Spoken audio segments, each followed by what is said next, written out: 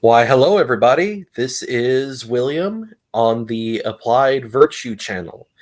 Today, we're going to be interviewing a pretty cool guy, Morgoth of Morgoth's Review. He is a YouTuber and blogger who talks about various political and ethical issues in modern society, and does reviews of culture and news media. Welcome onto the show, Morgoth. Hello there, nice to have a chat. Nice to pop on.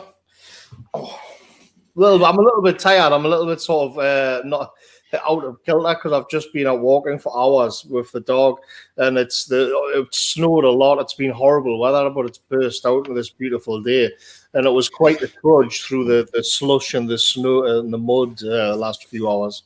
So I'm just kind of settling down and with a drink to rehydrate myself. Yeah, I mean, it's snowing where I am. In fact, there are rolling blackouts where in my community. So if I suddenly cut out, it's okay.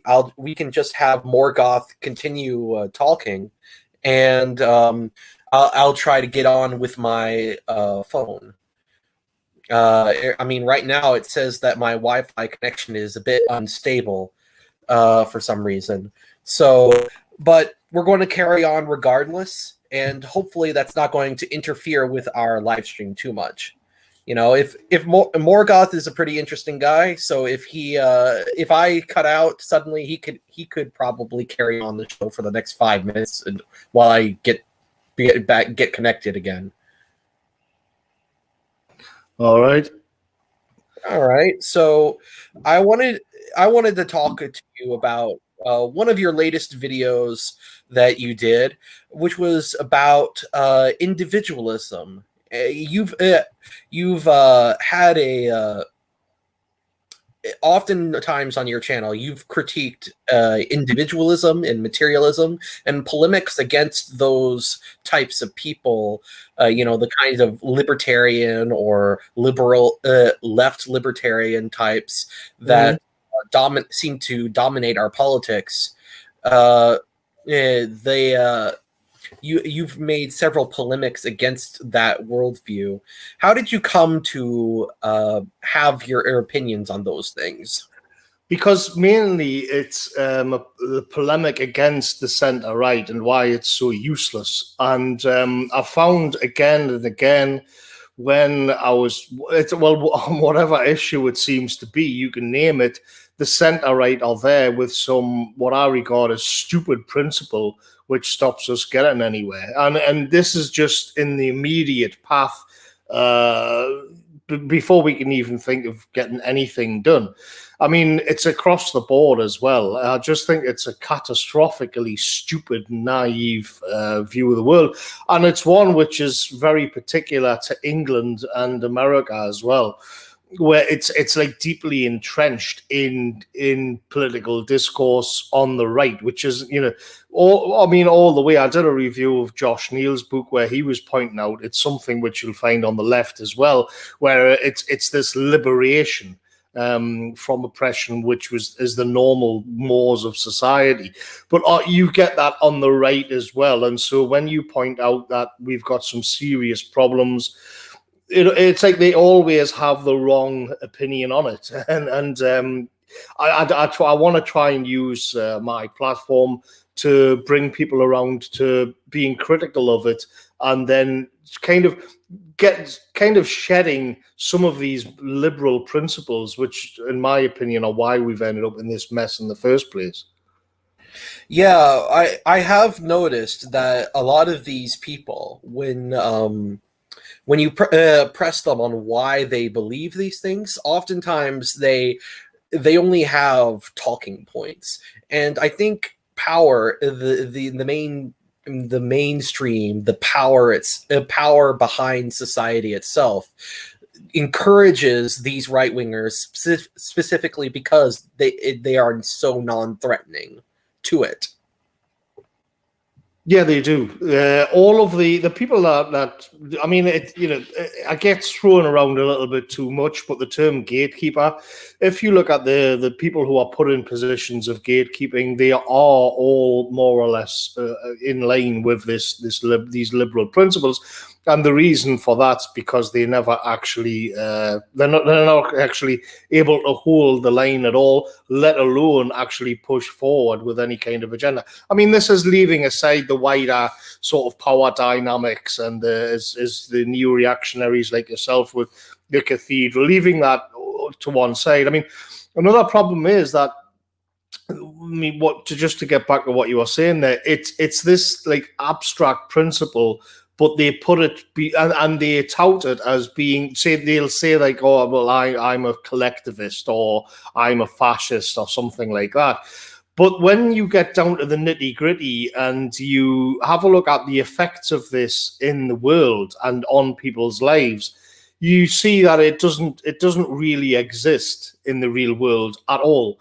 So kind of like just like censorship like actually does exist and they can't stop it, and they won't even like, you'll find there's an outlet in Britain called Spiked, and you may find that some leftist organization actually gets deplatformed, and Spiked will come out on their side. So they'll defend right wingers when they're getting deplatformed, but then when it's somebody who has actively campaigned against Spiked and they get deplatformed, they'll come out and they'll defend them as well, because it's this assumption that that their liberal principles are the most moral. I just think it's stupid. You can see that. Yeah, go on. Well, I mean, it's I think, as you said, it's highly parochial. I think that, and I've talked to a lot of these people, and they seem to be unable to understand worldviews beyond, individualism. And in fact, they seem to think that anybody who doesn't agree with them is either like an inconsistent liberal or just this psychopath or something like that. I mean, it's the main problem with, if we just call it classic liberalism, and I don't mean the economics, in general, these principles. In my view, what happened is it was, on the one hand, it had Christianity in the West as its soul, so you at least had some sort of magnetic draw. You at least had some sort of gravity, which was underpinning it. But the funny thing about it, in its earlier incarnation, of course, the first thing they did was undermine and attack that Christianity, like the itself, or at least that way of thinking led directly to that. So if you look at somebody today like Richard Dawkins, he is this brand of liberal. And now the problem is there's no longer, what you end up with is like a body with no bones in it. It's just this, it's become something vapid and pointless, where everybody can just shove their agenda into it, and you're not able to hold the line or question, like sort of stand up for anything. But it still sort of exists as if that core is still there. But mainly what they have to pretend that there's some universal niceness to people, which all that this kind of individualism and liberalism will bring that universal niceness into being, and it never happens. It never does. And like I said at the start there, the real world consequences for this are catastrophic. So in theory, ethnic groups should not be acting as groups. That is for this way of looking at it. They've had because it was never meant to be confronted with multiculturalism. You see, this was something which came about in a very homogenous Christian white England, for example, and so it was never actually meant to be confronted with the society that we've got now in terms of ethnic identity and different religious groups. So what they've then done is to kind of cast it out and say, well, in actual fact, everybody is secretly just a liberal. It's just that this other stuff needs to be brushed aside, and then eventually everybody will just be a free-thinking liberal. And again, this is complete nonsense. What they're doing is casting out something specific to Europeans, and then assuming that everybody else in the world will kind of hop on with their ideals and values. And in the real world, it leads to some things which are just truly horrible. And what really grinds me gears is that they'll then take this kind of holier than thou attitude to somebody like me, because they will then say that I'm like putting everybody into groups and all of this, and that this is the wrong way to go about it, as if the universal norm was collectivism. Well, I mean, it's kind of funny because what I'd say is that even if everybody did become these self-interested liberals, that wouldn't unite society at all. That would basically divide society further. And in fact, if you look at the history of liberalism, it has a history of constant factionalism, constantly you see, for instance, these different ethnic groups in America. I don't know about in the UK, but in America, there were a ton of these different rich arch liberal Whig types, very industrialist types like Ford and Rockefeller and people like that. And they were and in the 60s, they were putting money into black separatist groups and funding them and making them into they were making them into sort of like a layer of government on top of the city government. And the result is, well, you can see the results playing out in the streets of America in 2020.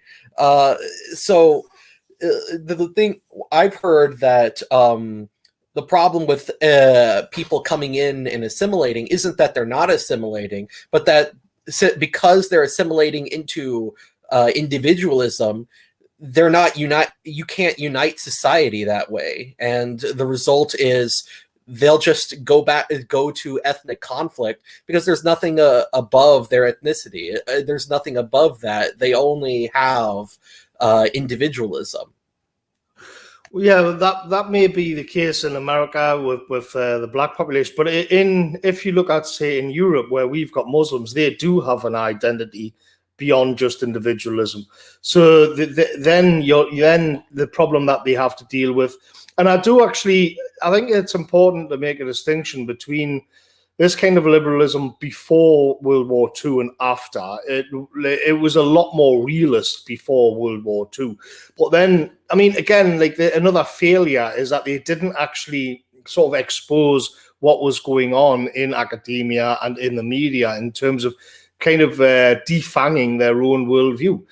But after World War II, especially, you can no longer, in the West, call out groups. So, and again, on the assumption that everybody would just be an individual. So then when you begin to bring these Islamic populations into Europe, they don't have that. They don't, and there's, whether or not they will actually go with the liberal line is something that people just talk about today. And it's 50-50 at the moment, but even then, the consequences for society are catastrophic. But the only response they can mount against that is to hope that they will all become individuals, because they also allow for freedom of religion. They also allow for freedom of speech. They also not only do they expect everybody to become individuals, they expect everybody to individually decide to just cohere as a society rather than decide to join up into groups out of self-interest and try and prey on other people. Yeah, it's the classic kind of libertarian dilemma, and they've got out of their own principles, they've got no way to prevent them from doing it. So then you'll chip in and you'll say, well, I mean, one of the ways I've approached this in the past is to ask them, like, what we would call a civic nationalists. So how are they actually going to make them? How are they actually going to turn them into liberals? And it becomes something quite draconian, and you can begin to see what Robespierre was up to in the French Revolution, where they have to then purge all of the religious sections of society, and you have to have everybody under lock and key in order to like liberate them into the individuality. So, but they're never ever going to go for that, because this again, well, we can't do that. We can't coerce people into doing anything, so they're still stuck with the problem. And this kind of useless ballast is what stands in the way of any kind of new and energetic right entering the discourse. That and all the money is going into the center right movements rather than into new and energetic right wing movements. Yeah, because that's why. Because the money doesn't want to have solutions. They're happy with the status quo. They're happy with a sort of liberal right, which is just a punch bag. And it goes quite deep as well. I mean, my last video that I did was all about how the incentives and the economics and everything are all based on this, and it just shatters society up. I mean, one of the problems, you know, if you look at the kind of the neoliberalism, which I touched on in my last video, what that does is pit everybody against everybody in this like war against all against all. As somebody, I forgot who said that now. But this kind of dog-eat-dog world, and then we sit back and we think, why is there no solidarity between the European populations? Well, one of the reasons for that, you know, leaving aside all of the propaganda, all of the guilt trips, one of the reasons for that is because the economy has us pitted against each other as mortal enemies over money, right from the start. But this, again, it gets back to these kind of liberal principles where you're just an individual out for yourself. Yeah, what I find just again, what I find so fascinating about these people is in my own daily life, whenever I question one of the liberal principles, they start acting like, you know, essentially like I've suddenly, like I'm beyond the pale, like I'm some kind of sociopath, and and they start frothing at the mouth. Like if you question, say, free speech as a liberal principle, then then they'll ban you, and then they'll say, well, since you're not since you don't believe in individualism, we can just treat you however you like, however I want to, because only individualism allows us to be moral, which is, quite frankly, an insane position, in my opinion. As if there was nobody who was rational or moral before liberalism happened to be invented. Yeah, it just means you've got like a multitude, like a rhizome of multitude of people flouting the rules, and everybody wants to sort of express themselves, and it always works against the grain of the society as a whole. So something like what we see now with the woke left is inevitable, because you're always going to want to push the bounds of what's acceptable and what isn't in the society, because that's like your way, that's your catharsis to express yourself to the world, is to become trans, or you know, you virtue signal and cry about your white privilege, or all of these crazy things that they do. This is all an expression of that liberalism. Well, I mean, there's actually a great paper by a guy named I think his name is Adam Katz. Oh yeah, Adam Katz. And what he made a paper called "Sovereign as Onomastician in Chief," where he talked about how the individualist sort of ethos is inherently psychopathic, because what it does is it sort of has you be defined against other people and other social relations, and what that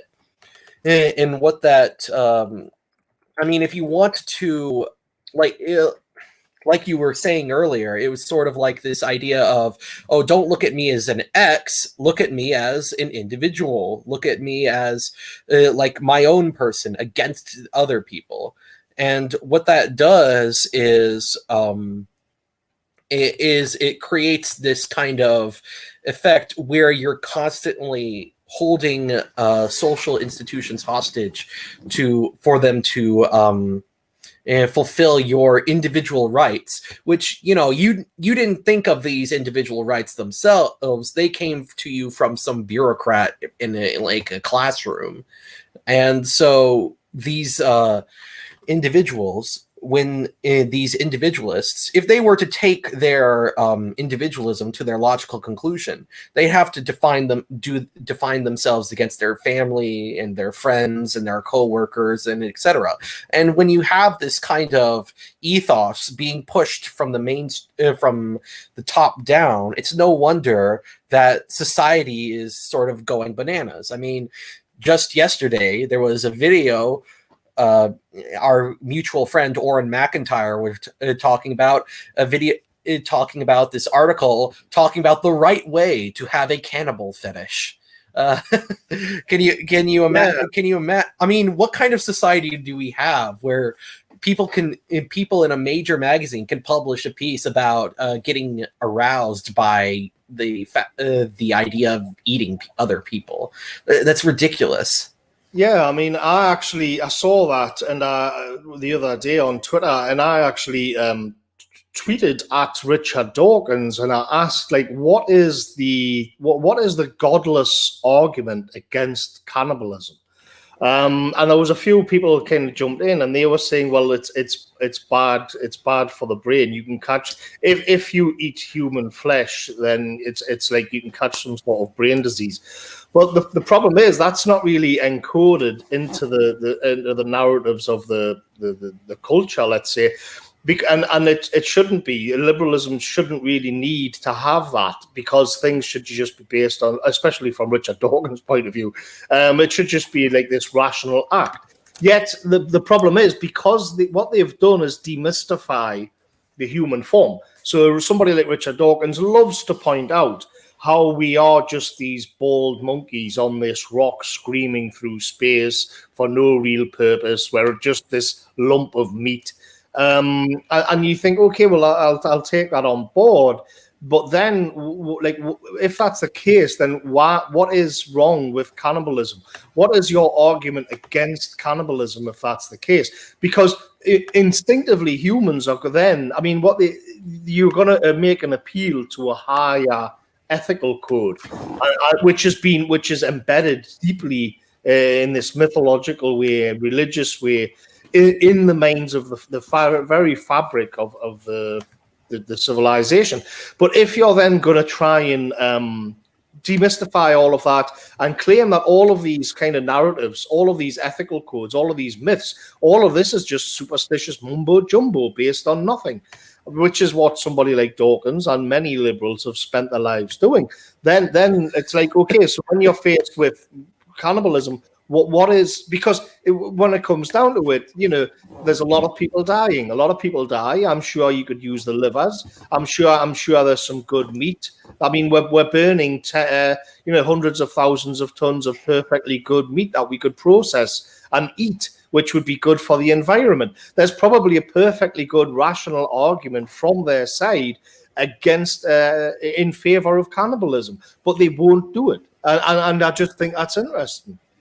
Well, I mean, Richard Dawkins, at least, it says that we should overcome our cannibalism taboo by eating flesh.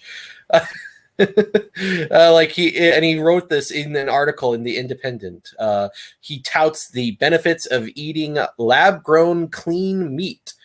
We have to shed yet another irrational remnant of Western Judeo-Christian roots. Yes, I mean, okay, fair play to Dawkins. He just came straight out and owned it and said, "Yeah, we should be cannibals."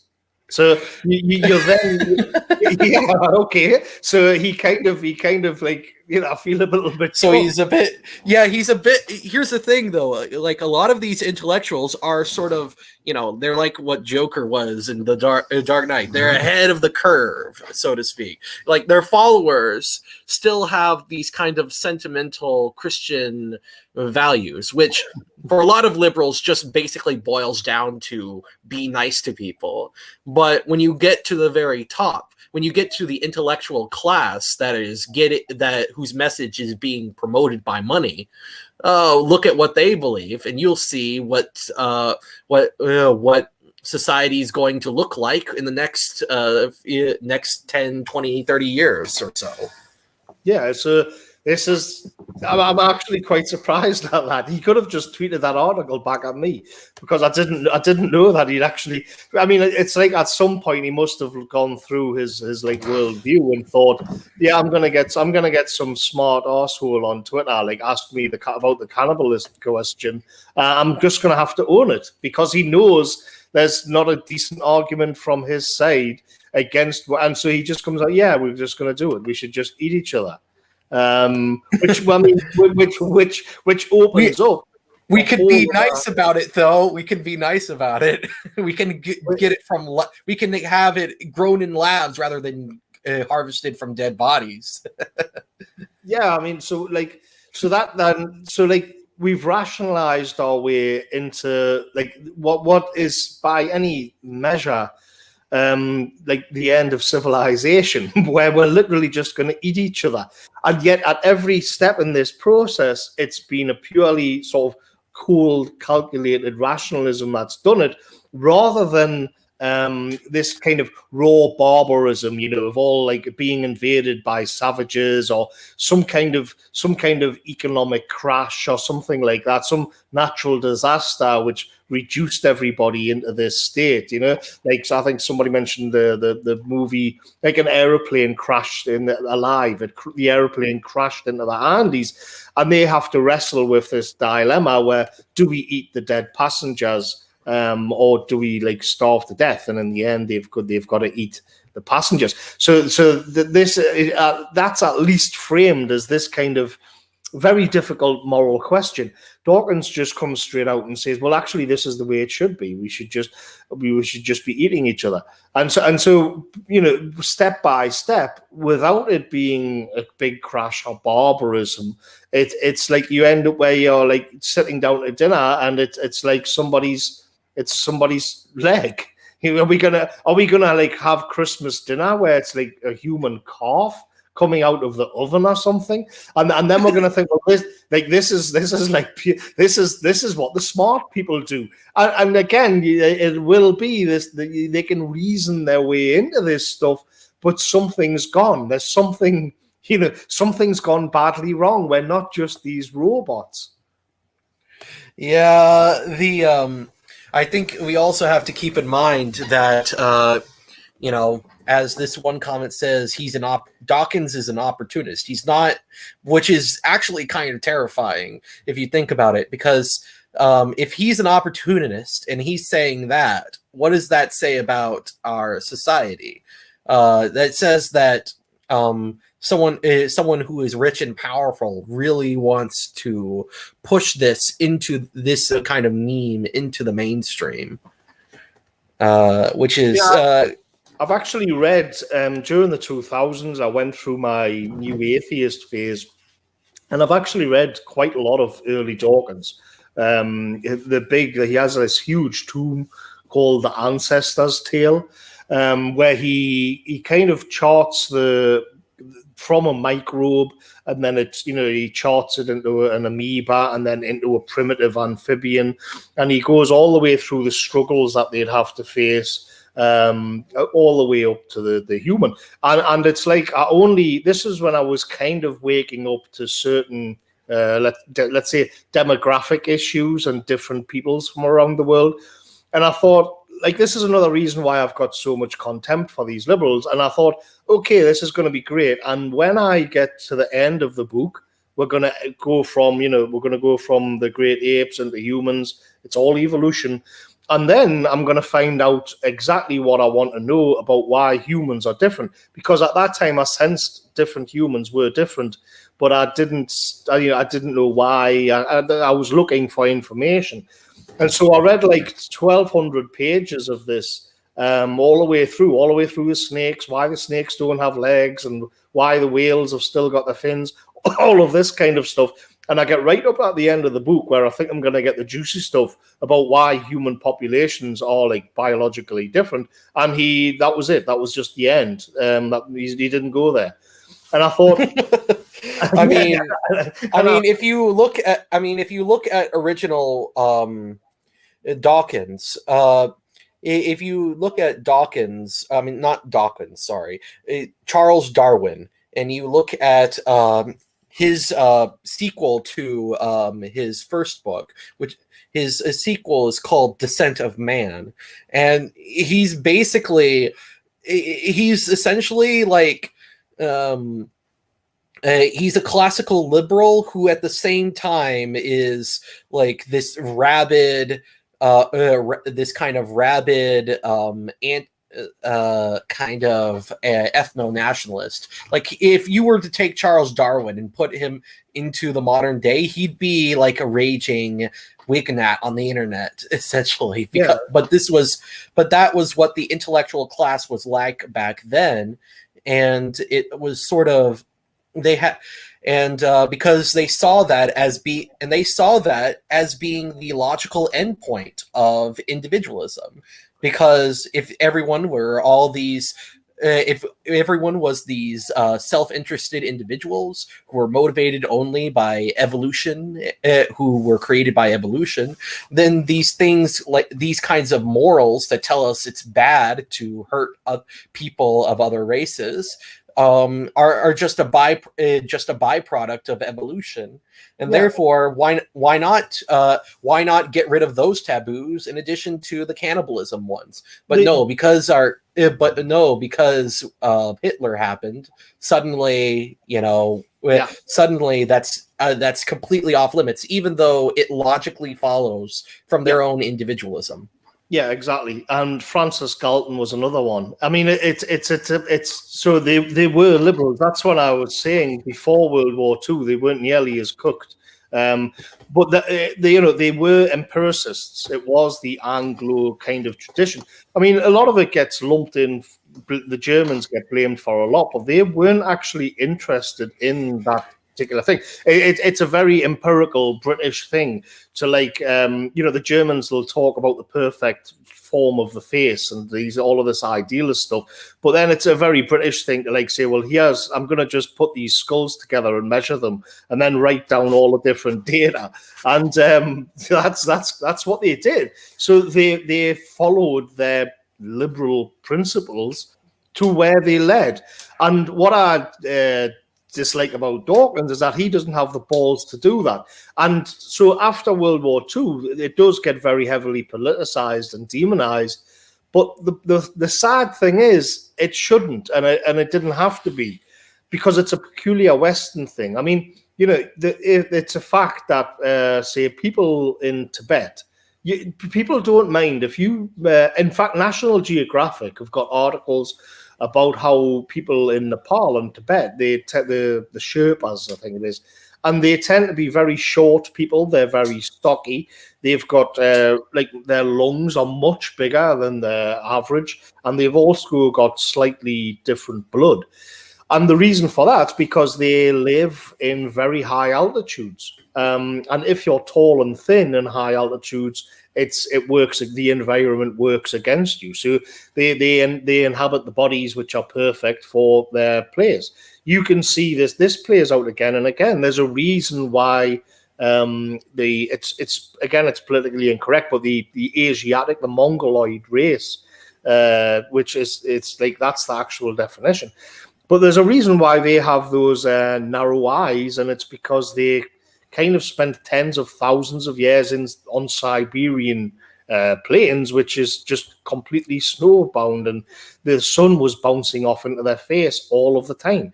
They needed to protect their eyes. So this isn't controversial. This isn't hate. This is just, I mean, when you look at the human humanity in its entirety, it's actually quite poetic and quite nice, where you can look around the world and you can think, well, I understand now why there are these differences, I mean, it's the same as the people who would eventually become Tibetan are very closely related to the people that would become the Aztecs and the South Americans. It's just that when they went through America into South America, they no longer had that same sort of pressure on them from the land, and so they became tall again, but you can still see it slightly in the faces. And all of this has become, you can't talk about it after World War II. And just to get back to the main point, somebody like Richard Dawkins, he doesn't go there either. And so this is like the liberal principle, it's only as good as the people who are willing to stand up for it. And they won't. The reason why, if I may interject, the reason why they don't go through to it is because that that liberal principle, if you have to have a, like, you and I don't have this problem because we're able to understand that different people are different, and that's just fine. But if you're a liberal individualist, you have to. The only good society is a liberal one, where everyone is this kind of rational individualist, and if there are certain populations that cannot become these these kind of rational individuals, then those populations have to be removed, and that's where the eugenics movement came in. And I think, and then you have like the German National Socialists. They looked at the kind of eugenics happening in the Anglo world and said, well, if this is acceptable here, then we're going to go and do it too. And so after World War II, that left a bad taste in their mouth. So they have to invent this myth of everybody being equal, because their own principles say that if everybody isn't equal, then we have to exterminate the lesser people. And I think that's where a lot of the, and I personally think that that's a lot of their, where a lot of their kind of, that kind of the problems that they have with different populations comes from, in part, at least. But then you get to the problem of the actual results of slamming everybody together, which is equally worse, equally catastrophic. Let's talk about some of those effects on specifically on a cultural level. Another theme on your channel that you talk about is the importance of myths, and how myths can help unite society, and how in a kind of diverse society like ours, these conflicting messages creates confusion and chaos. Would you say that's a fair assessment of what you have said on the topic, or do you think it's, or am I mistaken? No, that is especially. I mean, one of the things which kind of relates to this is it's kind of connected to what we were talking about, is the myth that of Britain after World War II is that we, Winston Churchill, the flag and the bulldog, and we were victorious, and this has become our sort of founding myth. And when you begin to look at these things and how people kind of go along with them, I mean, I caused a bit of trouble about a year ago, because I pointed out that if you like the patriotic myth for Britain is a bit of a problem, because it's founded on the idea this great victory that we had over the far-right racists on the continent. So the problem you've got is that if you're then going to try and float into power on that myth, like, what is the basis of that myth then, and you end up where you'll see, let's say, Antifa, and they're posting memes about this is the original Antifa landing in Normandy in 1944. So both sides, from complete opposites, are laying claim to the same mythos. So when you actually whittle it down, who has the correct claim to that? And sadly, it's kind of Antifa, because they at least are going to abide by this logic to its inevitable conclusion. Whereas if you are on the far right, you can't then logically turn around and say, there's a lot of noise coming from your end, by the way. Oh, I'm sorry. If you're on the far right, you can't then suddenly do a switcheroo and say, well, actually, we're going to do all of these things that the demons on the continent were going to do 70 years ago. And it doesn't make sense. And so this is why it's important, I think, to have a look at narratives and myths and how they're put together. Yeah, one thing about that particular myth, I think, that's interesting is that, I think Curtis Yarvin talked about this on his blog. If you've ever, and he's been talking about this in interviews, he's been bringing up how during World War II, the narrative back then, while the Allies were fighting, wasn't that we were at a war with racism and far-right extremism. It was that we're at war with the Germans, and that the Germans are sort of this race of cannibalistic baby eaters and barbarians. The German race needs to be exterminated. And, it's kind of it was basically the propaganda of World War II perceived World War II at the time as a race war against the Germans, and how the Germans were these eternal enemies to the Anglos, and that's something that Curtis Yarvin points out just completely goes against like the mythology that has built up around World War II. It's sort of like a retcon of what actually happened back then, because if we were to have gone to war against quote unquote racism, well, first off, most of the people who fought against the Nazis believed in racial segregation. But more to the point, it was actually German propaganda that America was fighting this war on behalf of the ethnic minorities that the National Socialists were oppressing at the time. That was the enemy side's narrative, and and we didn't want to play into that.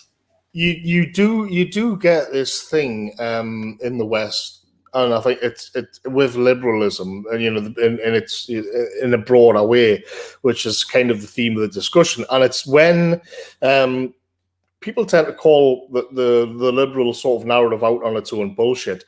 So you can imagine that straight after World War II, and everybody was patting themselves on the back about how they'd done this. They'd beaten this great fascist foe for freedom and equality and liberal values and all of this. I mean, I know that there was an element of it there. We're fighting for freedom, and everybody's the same. It was kind of imposed on them after the war. But then you get, especially say in the 60s, I mean, immigration into Britain began in 1948. But by the time you get into Enoch Powell's time in the 60s, that kind of myth was quite well entrenched. And so all of a sudden you get a changing face of Britain. You get immigrants coming in from all over the place, especially from places like Jamaica.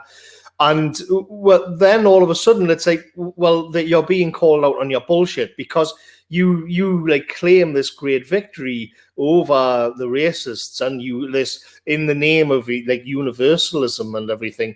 So here come a lot of immigrants who are a different race to you, and you can't now say anything about it. So, and it's as if like they've been called on their bullshit. And this is something I think you see again and again, and it makes people in a very difficult position, because what then do you say? Oh, well, actually, disavow World War II, and I agree with. And this is like what you will see. This is what I see this in say British nationalist circles, where it's like, oh, well, actually, we're gonna go all in on the other side now. It's a horrible predicament to be in, because you've got to kind of disavow the not so much the history, but at least the narrative post World War II, or decide that you're going to go to the other extreme and say we were conned into the war. I mean, let's be clear, it was a con. Nobody was fighting for mass immigration after the war. The problem is the value set that was imposed, or what they were told, after the fact, what they were fighting for was exactly that. Yeah, it's also kind of interesting how the Allied side thought that they were going to have a unity with the Soviet Union after the war on the basis that they both are pursuing freedom, equality under this materialistic framework, only for the Soviet Union to turn around and go, nah, we want to take over the world instead of you. And that's where you get the whole Cold War. But one of the things that what would you say is a new myth that needs to be propagated in society that people need to start believing in? I think. So not I think. What do you think should be a myth that replaces what this kind of World War II based myth? I think we just, as Jonathan Bowden said, I think you just have to step over it, because we don't have the control of the media or the academia. But what I really think, because it's also like this tiny, like the sort of dissident right scene is already small enough, and it's constantly fractured along this scene to the main bulk of normies. They just go along with the mainstream narrative. So my approach to this is to just step over the entire era and basically just move on. But you can then say, well, we were never asked about what happened after World War II. But I think the key to it all is to have an emergent sort of worldview, which is to go off on a bit of a tangent. But you do need a sense of destiny, which is very difficult in the stage that we are in. Very difficult indeed. Yeah, I mean, there's this. It's kind of funny that you talk about these kinds of myths, because there's this one socialist person that I used to go back and forth against on Twitter, named Matt McManus, and one of his main complaint about the right wing is that it's too postmodern, because he's essentially what would happen if you were to take Jordan Peterson and turn him into a liberal socialist, essentially. And so he's this individualist, but he's also a socialist at the same time. How that works, only he can tell you. But he tends to go something. He tends to complain about how, well, the right wing, whenever it talks about something different from liberalism, it has to make up these myths that aren't real, and they don't really believe in these myths. What would you say to somebody like that? Well, what myths do we make up? Well, the idea that the West was ever great, or how the West, or how the American flag wasn't connected to racism, or how we held back women, or we didn't hold back women, things like that. Yeah, I mean, that can be switched back on them, though. I mean, again, it's this thing where, I mean, I think the West was great. By what standard was it not great? Like, I thought that was the mainstream narrative, though I understand that the postmodernists have got to work. But here's the problem, because mainly they'll kind of segue over into this kind of social justice stuff. But at the end of the day, like, their own value set also comes from the West. So, I mean, I did a big video on this where if you take something like white privilege theory and you keep peeling back to get where does it come from? And so, it starts off where the more you read it and the more you see what they're really getting at, it'll start off with, so this is their narrative. It starts off with, say, white men get hired in jobs more, and then it goes back. You push it a little bit further, and it's that the police treat white people differently. And then it goes back, and they'll say, well, all of the wealth of the West was actually from colonialism and robbing other people around the world. And you keep going back, and eventually what they're really getting at is the Enlightenment. They're going at capitalism in its entirety in the West. Now, the problem with that is that what they're doing is saying we need equality, and whiteness has to be abolished in order for the world to be more equal. The problem is, even that concept also comes out of white men. Like, they're going back to the Enlightenment and saying, well, we want these values. But the problem is, those are the very values you're claiming are white supremacist. It traces back. You're kind of sawing through the branch that you're sitting on. So the kind of this flip can be done in the other direction as well. And I mean, even I've like magazines like Jacobin have started to pull back from it, and they're saying, look, the left has to be very careful about coming in, like using this deconstructionist way of thinking, because it's actually originally from the right, and it just got co-opted by various leftists who became interested in it. They became interested in people like Nietzsche or Spengler or this kind of thing, and they began to, people like Sartre and all the rest of them. They began to kind of fixate on these things, but in actual fact, the original criticism of the Enlightenment was coming from the right-wing intellectuals who were critical of the Enlightenment because they would see that as being too left-wing. And so there is this, you get into some funny territory there, and they need to be very careful, I think. I think there is certainly that element of the left, and I think Matt McManus is kind of interesting because he tends to at one point he denounces these kinds of postmodern social justice warrior types, but on the other hand, he takes on their grievances and uses them against right wingers in order to sort of score political points. And say that he's basically trying to say, no, the right wing is the true postmodernist. The right wing are the most politically correct. And it's kind of a what? To say the right wing's politically correct is completely ridiculous. In one way, he's correct. If you then say, well, the history of the last few hundred years is progressivism, then he's on firmer territory, I think.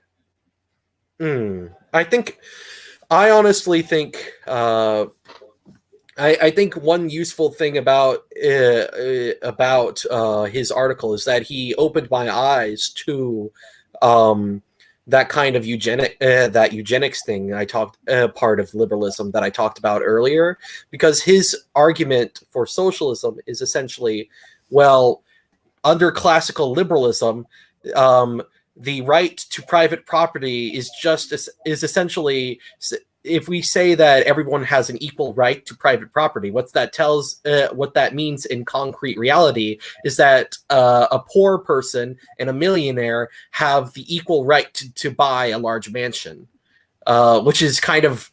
At what point is that really equal at that point? Is this really are these rights really real, or are they just abstractions?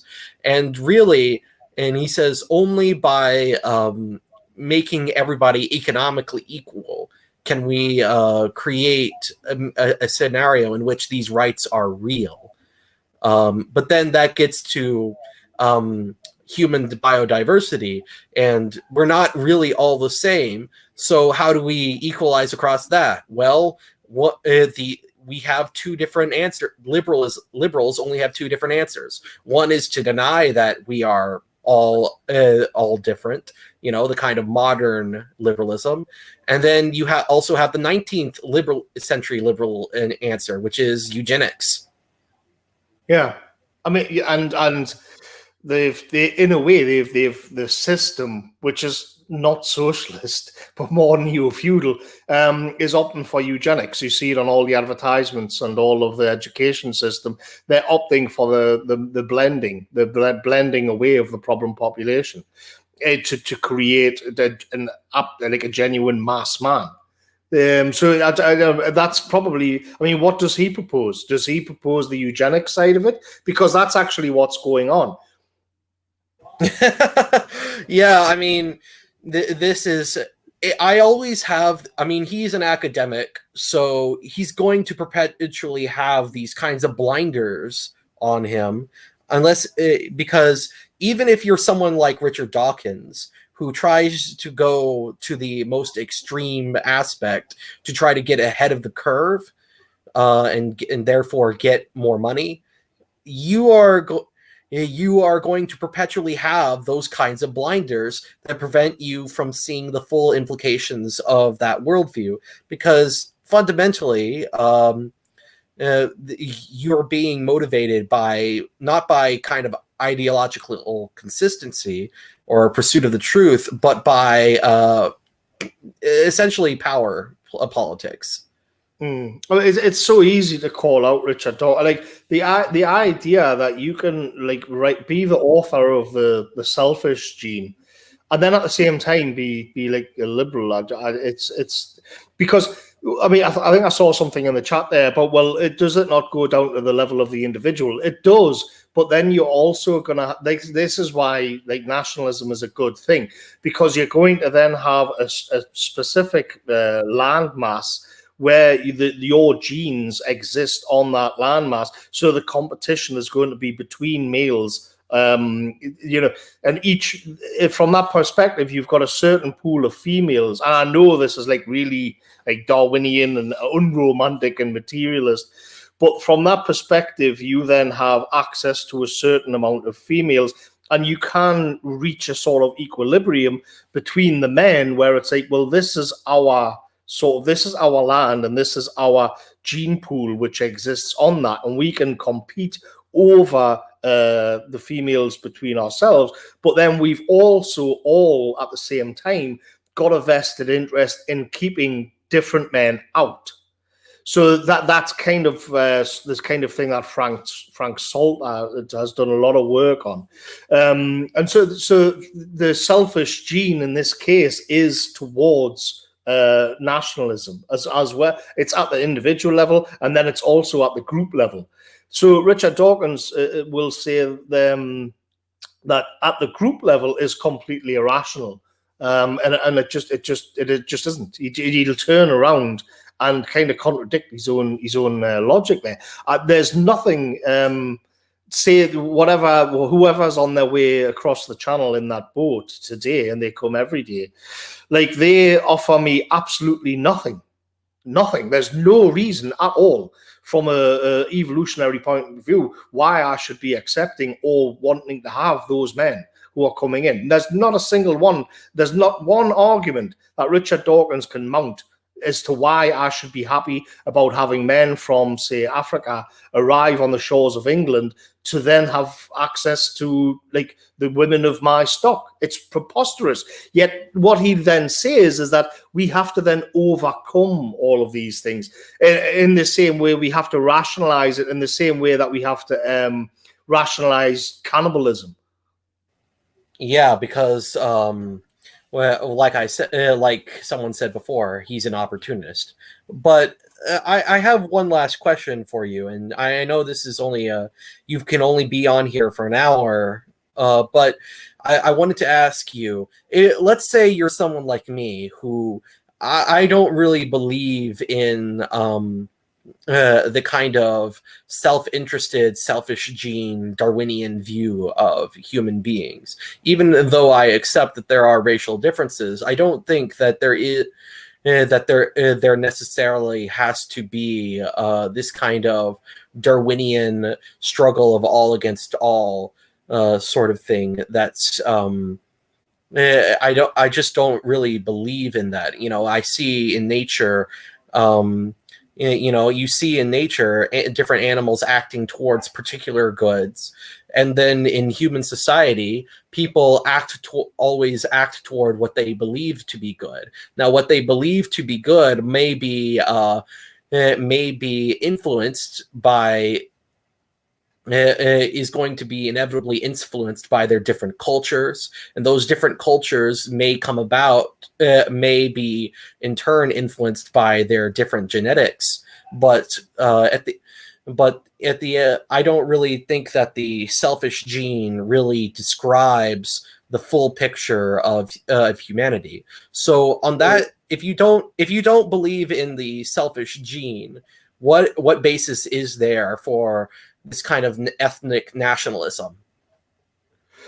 Well, at the rate of demographic change, it is just raw self-interest. In other words, just being able to walk the streets, just being able to walk the streets safely, because the numbers are becoming so overwhelming. But then beyond that, there is, of course, an ideal. It does tend to go back towards genes, but you can then have an ideal, say in my case, of Englishness. I'm always being told that I'm this kind of reactionary and I just want to throw a dome over England. But there is a specific Englishness, and we're losing it all of the time.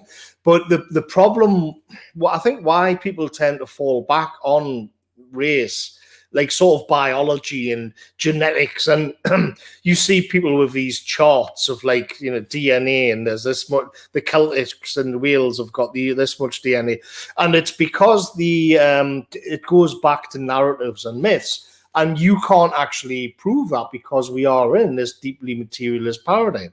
And we don't have the power to bring forth on, like, sort of spread or use the media to perpetuate the myths. So the myths and the ideals which come from the media are that we've always been multicultural, but then at the same time, white people should be guilty. And we also get Henry VIII's wife in a new documentary, a new movie or something, is going to be by an African woman.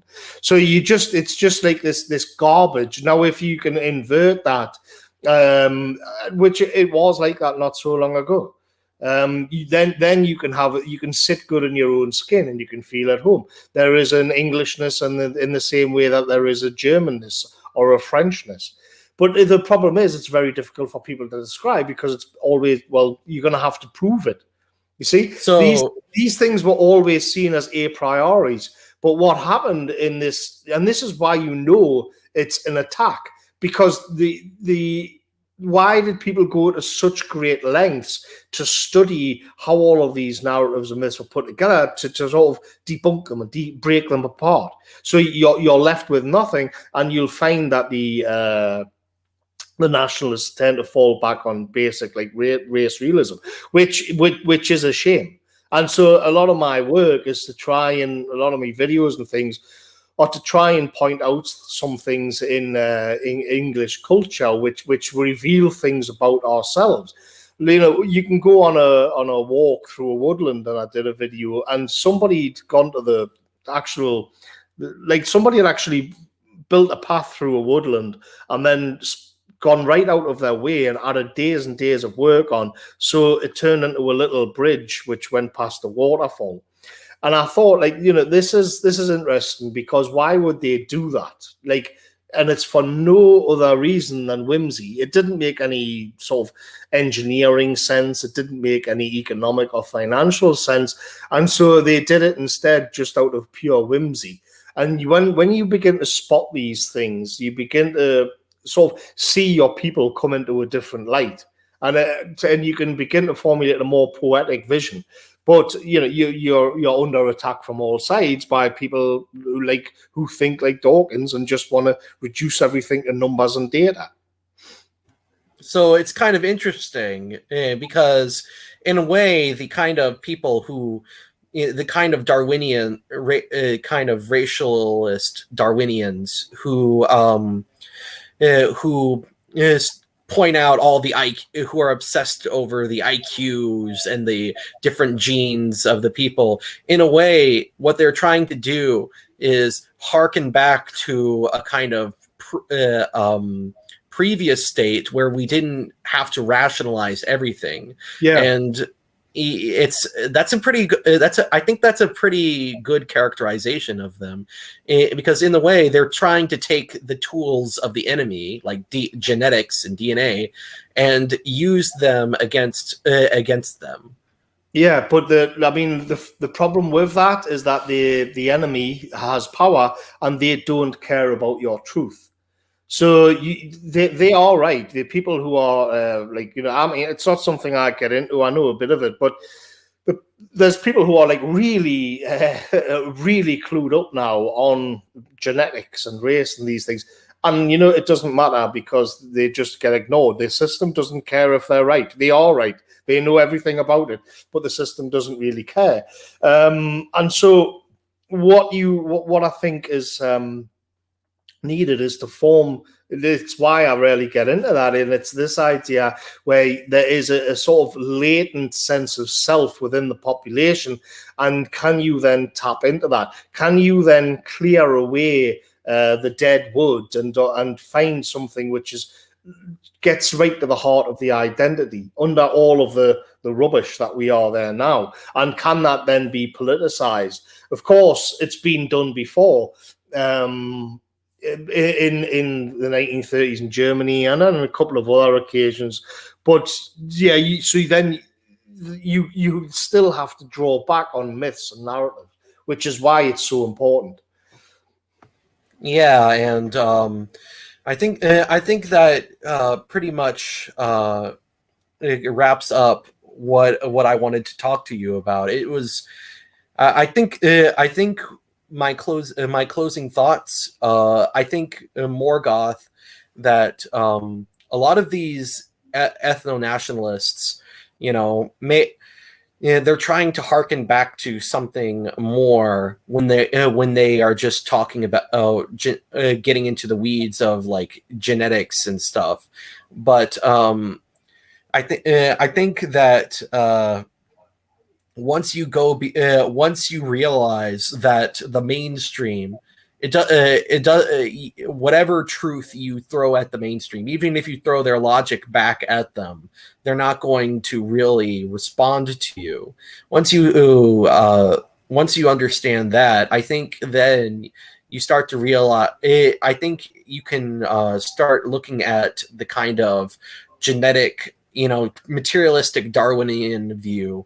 And you should ask yourself, I guess, does this really encapsulate everything I believe, or do I think there's something more to humanity than just gene competition? Yeah, absolutely. And I mean, one way to approach this, which is right now we have the neoliberal right in who are the same brand of liberals we've been sticking it to for the last hour. And they see things in these purely economic terms, and I'm constantly attacking them and constantly sort of slagging them off. But even for the average sort of English person, I think there's a lot of this in America as well. It's an offshoot of that Anglo-liberalism, and it's like, well, if they can say, well, we will bring more jobs and more business, but we're gonna have to chop down this forest, and we're gonna have to pour concrete all over these fields. But the retail parks and the supermarkets and the office blocks that will be there, people will have more money and all of this kind of thing. It'll generate revenue. And when you can step outside of that and think, well, actually, it's not worth it. I'd rather just not have any of that and have the forests and the fields there. Then you begin to head towards a more idealist paradigm. There's an Irish writer who's sort of joined the dissident right, and the best title of a book for years, it's about how neoliberalism destroying Ireland. when Ireland joined the European Union, they got all of these perfect roads. And he called his book, kind of criticizing this change in Ireland, give us back the old roads, as if to say, like, we see all of the shiny baubles, we see all of the things, all of the office, all of the bright lights, but at the end of the day, we just want to remain who and what we are. We'll just have the old roads back. I'll just rather have that old forest there than the shiny new retail park and the asylum seeker centre. And in the end, you're just going to have to say, and that's it. That's the argument. It's not a rational one. It's a more poetic one, because I've just got a different idea of what we are. And it's a spiritual thing. I mean, if you think about it, the liberal isn't really... the liberal doesn't really have a good reason for why you should prefer just money, and power, other than just assuming that you too want that stuff. And if you just say, well, I those things are nice, but there are some things that are better. Yeah. Well, does he really have like a rational reason why you should just want power and money all the time? Well, yeah, well, this is why religion's so good as well. Well, what you're doing is stepping outside of that entire frame and saying it's just the way it is. It's just the way I feel, and there's nothing and that's it. That's as far as the argument goes. I don't want that new office block there because I just don't want it there because it spoils the look. You when you look at people like Roger Scruton, for example, I always used to think they were a bit weak because they didn't get into demographics and multiculturalism and like these, the hot button things. But what he was doing was bringing in an appreciation of aesthetics and beauty, the romance, the romantic visions of the landscape and all of this. So he was like completely outside of that, and I appreciate that kind of thinking much more now.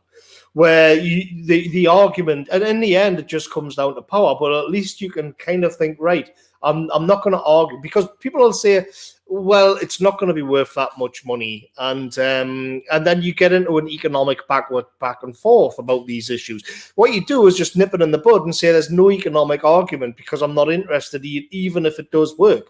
They're going to ship hundreds of thousands of people from Hong Kong over, and they're saying, well, they'll be great for the economy. I'm sure they will, but it doesn't matter. I'd rather just have the landscape intact. And that's it. So you begin to hit on something more mythical and spiritual. I think that's a good place to wrap up. I really appreciate you coming on, Morgoth. I'm glad to hear your full perspective on things. And I think there are some areas where we might disagree, but overall, I think when it comes to the sort of importance of spirit and the importance of having a home for you and your family and your people, I think we have a good understanding between us, and I hope that going forward, that kind of the kind of ethos that you find in your videos becomes the future of the right wing, and not those neoliberal types that just are obsessed with economics. Well, anyway, folks, you got me saying folks. Anyway, I'm glad that everybody came on. We had quite a few people watching us, far more than I'm used to. So leave a like, comment, subscribe, share this video around. This channel could use more subs, I'd say, and I hope that in the future we can have Morgoth come on to talk about other things. It's been a pleasure. The hour just flew over there. So yeah. I'm glad that we got everything I wanted to talk about. So have a nice day, and see you later.